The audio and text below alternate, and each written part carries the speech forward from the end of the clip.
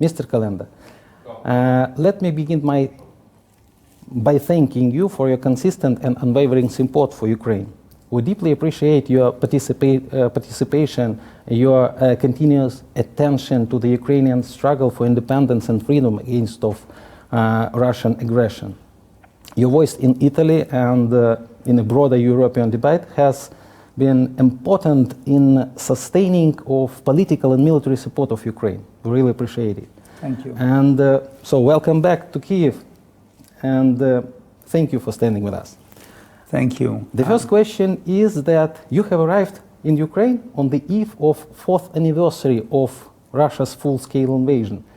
So what does this visit mean for you in such symbolic moment? For me, the main reason to be here, I come every year, but today is to, try to attract attention, especially from Italy, on the fact that you are fighting in a difficult moment where, during the winter, as last year and the previous year, Russia is hardly eating all your facilities, power facilities. So you have people without energy, without heating, and therefore, I think that my main mission here, first of all, to bring you the sense of our gratitude for what you are doing for us, because I think you are fighting for us, for our freedom, for the freedom of the Europeans, and for the freedom of the Italians as well. But I also want that Italians realize how much difficult is the situation here.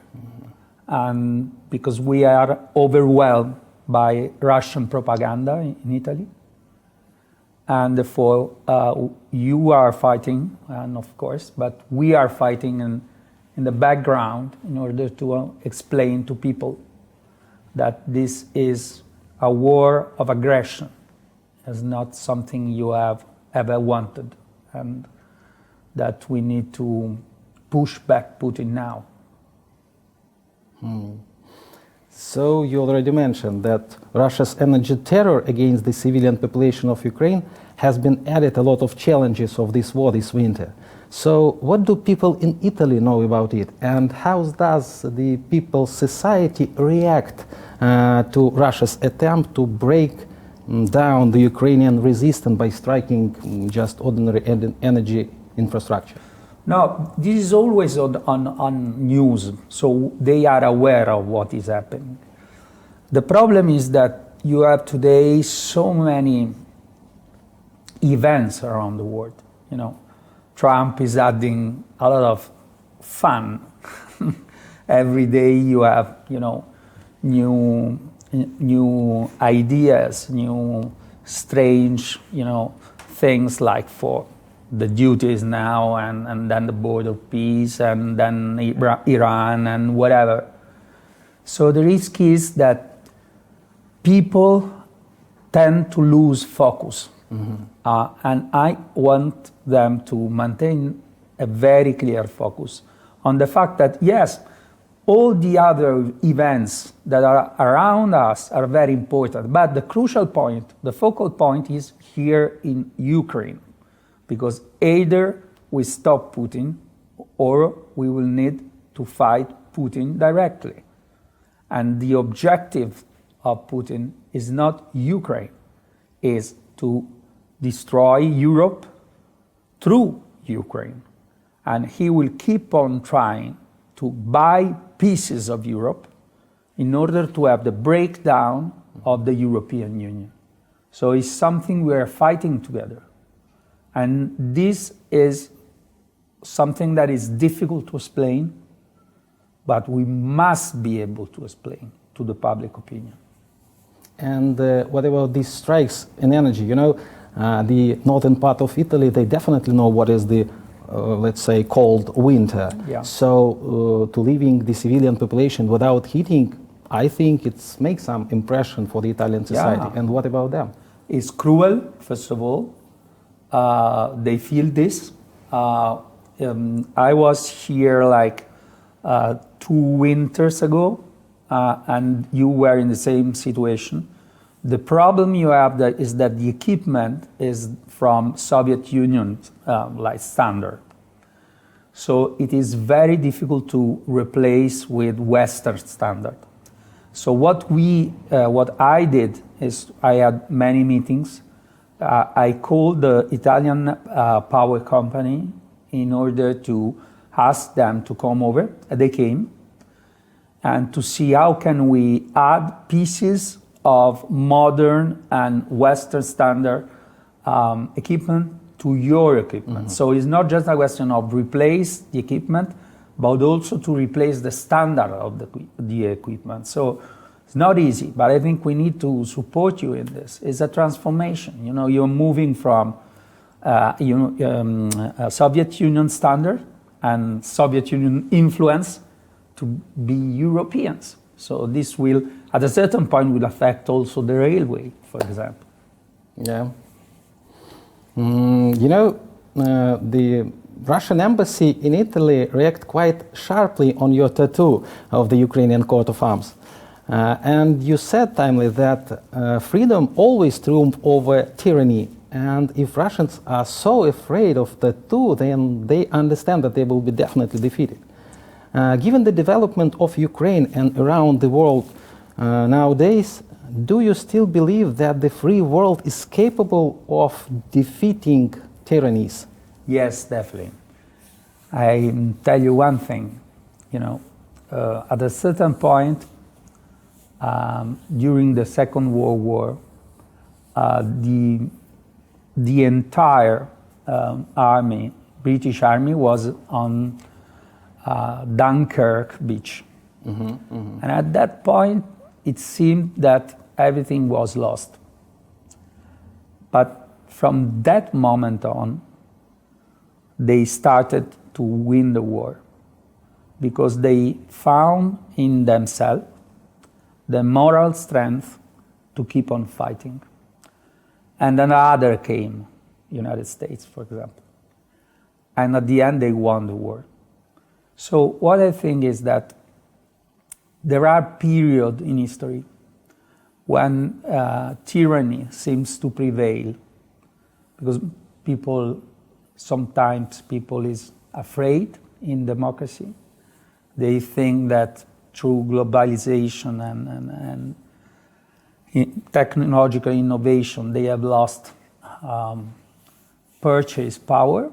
They have lost maybe also everything changed too fast. And so they want to look back, and therefore they look at political parties in the far right.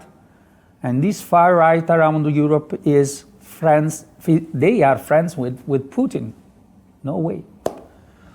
But all this is becoming to change. If you look at the last polls that European Commission did, the European sentiment is now very strong. They are asking European Union to be strong, to invest in defense, to support Ukraine, to be ready, because they feel for the first time, Europeans, that they are alone. No more the United States are covering us with their military strength. And I would say that the attitude of Mr. Trump is very aggressive toward Europe. So they feel that Europe is the only way. So this will change everything. And will change everything for us and for you. Because Ukraine and European Union are today linked. And if European Union is strong, Ukraine is strong. And I hope that in few years, you will be part of European Union. Hope so. So what do you see as the formula for just peace for Ukraine? And how realistic do you think it is possible to achieve it in given into consideration the current situation on the front lines and development around the discussion of peace talks? The only acceptable solution, in my opinion, is that you have the front line freezed without the recognition of what Russia stolen from Europe, from Ukraine. So just, stop in fighting, but no territorial concession, especially as far as fortress belt in Donbass is concerned. You know what is interesting? I recently read a book about Monaco in '38. And the Sudeti, the part of Czechoslovakia that Hitler wanted, was also a kind of fortress belt. And after Hitler got the Sudeti and then the old Czechoslovakia, Hitler told to Speer, who was one of his best friends, look, we would have never, ever get the fortress belt in the Sudeti, and they gave us for free in peace talks. So don't give your fortress belt for free, because Russian then, they will go straight for Kyiv. Yeah, that's right. Remember it. And I'm so sorry, and I'm so concerned about Trump, which I consider my personal opinion. Trump as a Putin asset, that Trump is pushing President Zelensky to give away part of the Donbass, the fortress belt, because I understand that the opposition is very difficult, pushed by Trump, pushed by Putin, but you have to resist. We will, as Europeans, we will keep on sending you money and weapons. Don't give that piece of Ukraine to Putin, because he will immediately start a new aggression, and then will be much more difficult to stop him. Despite of sending us weapon and munition and the money, we also need from Europe the pressure to Russia. First of all, the sanction pressure. What about the sanction pressure? What is, in your opinion, are Italy ready for the pressure, like the first of all of the dark fleet of Russia? Is Italy ready to cap or just to cap the all of these ships? I mean, we did it. We need to do more. Actually, I read on, I think, Financial Times that there is a inflow of money coming from the dark fleet and the oil, let's say, oil from Russia, sales through, I guess, Dubai, if I well understood, which was very big, like 9 billion or so.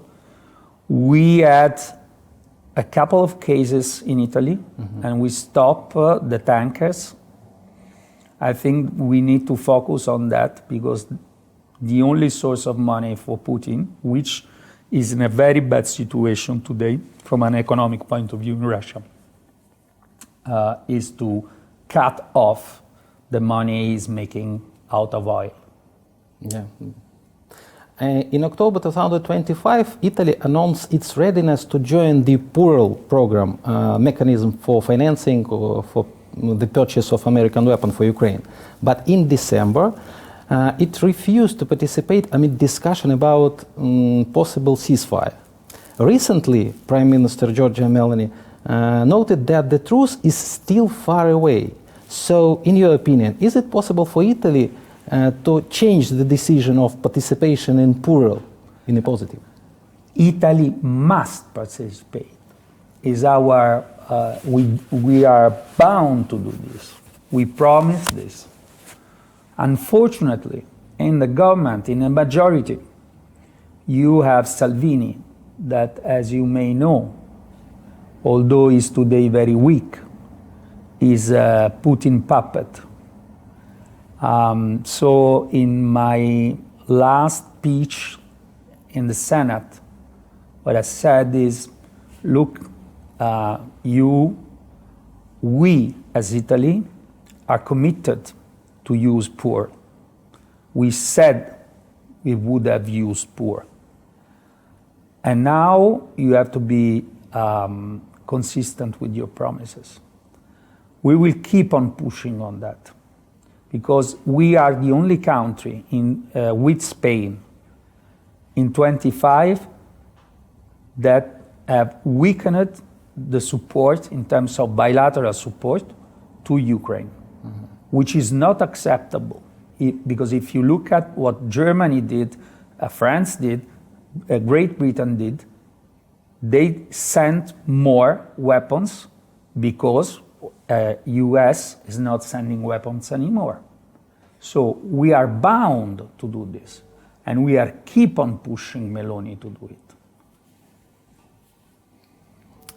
In order to reduce support for Ukraine, Russian propaganda often appeals to pacifistic sentiment in Italian society. What argument do you use in the public debates to convince people that they are actually distorting the reality and weakening the security position of Italy and Europe as well? Yeah, I do this all the time. You know what? I use my example. In 2014, I was Minister for Economic Development, so industry, energy, and so on and so forth. At a certain point, it was around like 2016, I guess, beginning of 2016, end of 2015, something like this.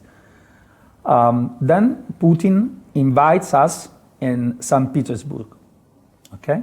Sanctions were in place, but very low level of sanctions. And I went there with Matteo Renzi. At that time, Matteo Renzi was the prime minister. And we brought with us all the companies. And the assumption was, in all Europe, well, if we give the Crimea to Putin, then Putin will be satisfied, and he will stop being aggressive. So there will be peace, no problem. We can keep on buying gas from Putin. By the way, I met Putin that time. My impression was that I was just in front of, pure evil. Then, but we decided as Europe as a whole, and I was part of a European government, to ignore the fact that Putin was playing around, this, give me the Crimea, I will stay calm, I will not invade Ukraine. And he, already started with Donbass and Donetsk. So I use my personal experience and my mistake to explain to public opinion in Italy that if we give up in confronting Putin, Putin will be more aggressive, because this is what happened in the past, happened after 2014. The reason why there was the aggression, large-scale aggression to Ukraine, is that we were very weak after the Crimea. So whenever you are weak with a dictator, the dictator feels stronger, and if he feels stronger, he will make new aggression. That's history. I mean, we should have learned by history. And we made mistakes, and now we know, and we should behave accordingly. And what about the Russia propaganda during these 4 years of full-scale invasion? It's increased in, very much. In Italy. One interesting thing is that if you look at hybrids attack, Russia mainly concentrate hybrids attack to countries in the north of Europe, like Great Britain, the Baltics, Germany, and so on and so forth. Now, Italy is in a different position, seems to be left aside, without relevant hybrids attack. Why this is happening? Because Putin knows very well that his propaganda in Italy is working very well. And then that he can count on five-star movements, which is a party in the left, and Lega and Salvini, which is a party in the right. So he is manipulating both the government and the majority and the opposition. And that's why we are in the center and we are fighting hard.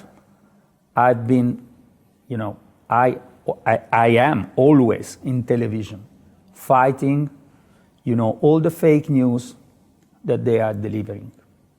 I have a very tough confrontation with Mr. Sachs, Jeffrey Sachs, for example, who is reconstructing, telling a story about Euromaidan, which is completely false. And I think that the major risk in Italy is not the hybrid attacks, because Putin is very smart.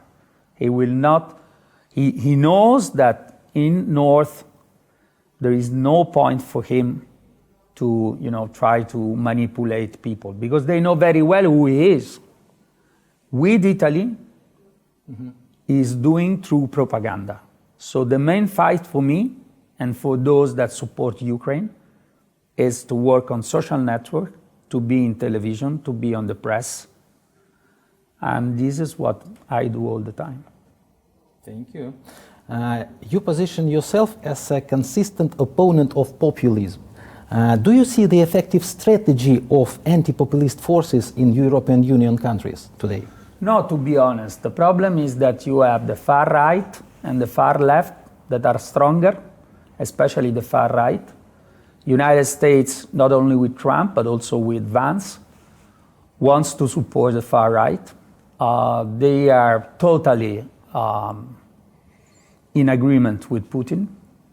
So they do foresee for Europe kind of,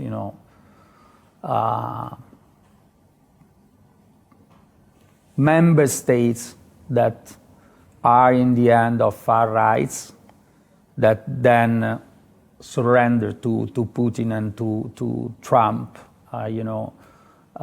duties. And so, no, we are not doing very effectively. We should do better. And what I'm trying to do is to create a front in the center of the political arena, a front of Liberal Party, Popular Party, in order to fight the two populism. If you look at Italy, what surprised me is that in the 4th anniversary of large-scale aggression, you don't have member of governments here, you don't have secretary of opposition party beside me, which is very strange. So there's something that is happening in Italy, which is not positive.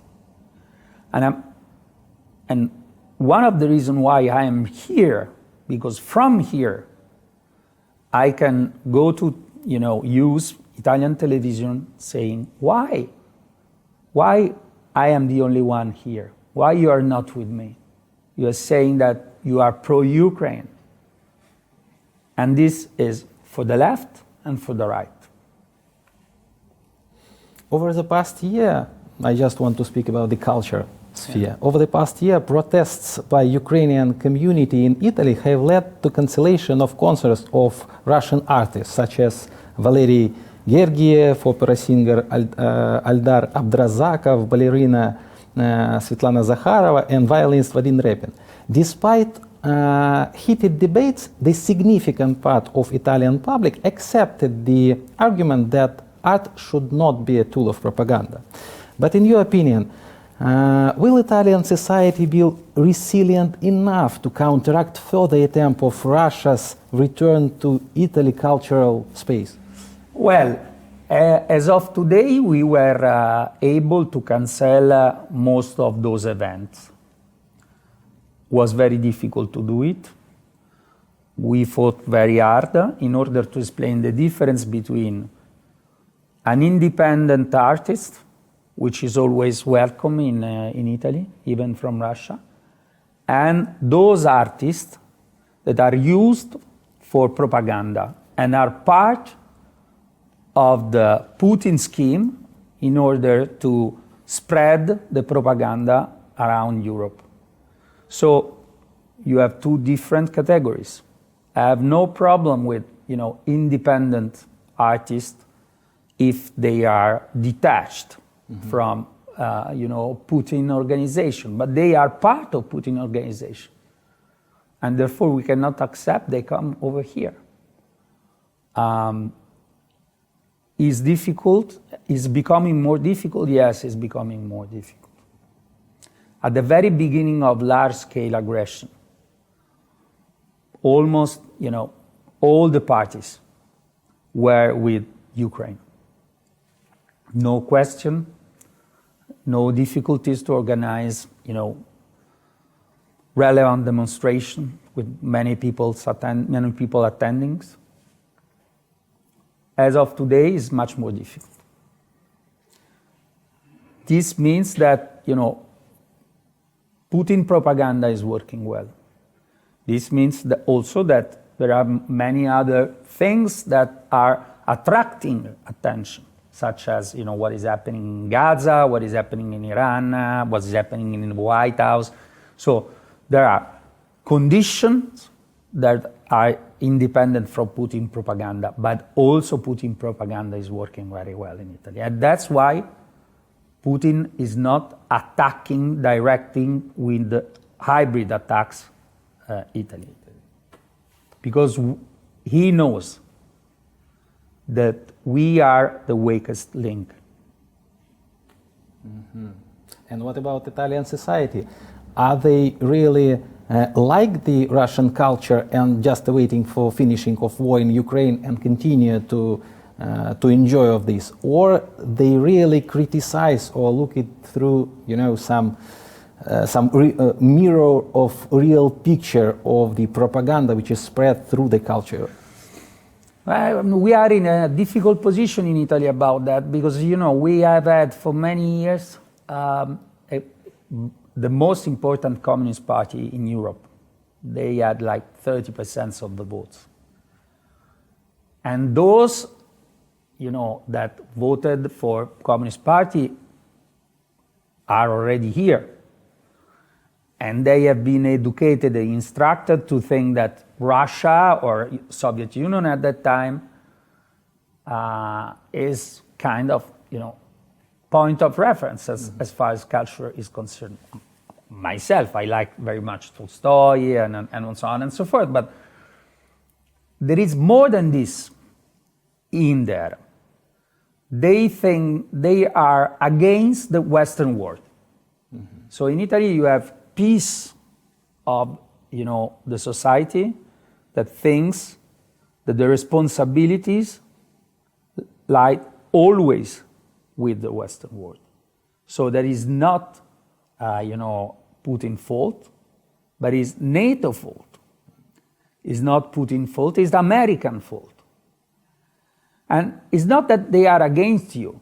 They simply think that, Ukraine has always been part of the sphere of influence of Russia. Why should we support that? Now, this is not the majority of the Italians, but they are very influential because the intellectual elite of Italy has been educated in this way, and they were mainly part of the Communist Party, the former Communist Party. And therefore, they tend to say, okay, but, we were right. Western war is losing, And what I'm saying is, well, if we lose, then dictators will come over. And the paradox is that you have left on the street every day saying that Meloni is fascist. But if you compare Meloni with Putin, you will see who is really the fascist one. They should come here. Well, what I really am pushing very much, the party leaders to come here, because they will then immediately realize what is happening here, which is an historical confrontation between who wants to be free and tyranny. And we have experienced this in Italy. And given the fact that the left is always making reference to the resistance in Italy, the partisan, but I always say that the partisans are here and the resistance is here. And if they want to speak about resistance, they have to come here and understand what the resistance to tyranny means in reality today. Yeah. So you have already visited Ukraine 3 times. Four times. You've been in Lviv, Kyiv, Odessa. Many experiences that for me, that remain with me, part of my my spirit, I would say. Once I was visiting the wall with all the, the wall near Santa Sofia, the big wall. Yep. I was over there. Memorial. Memorial. And we just, when we were there, there was a funeral of a young soldier. He was 25.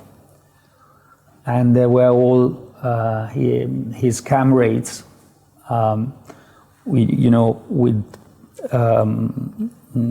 come si dice, il ginocchio per terra, they were on their knees while the coffin was moved with the flag. And I thought, I have 4 children, and my feeling was, we have no idea of how much you need to be brave and courageous to stop your normal life and to take a rifle and go to fight the enemy. And that scene remained with me. And then I met with an artist. He is from Kharkiv, I guess. Kharkiv. Mm-hmm. He made a very nice movie. And he was working with ceramics. He is an artist. And he said a phrase which I will use for my next book as the open phrase. Because he said, look, I really, when Russians came, I really would have liked to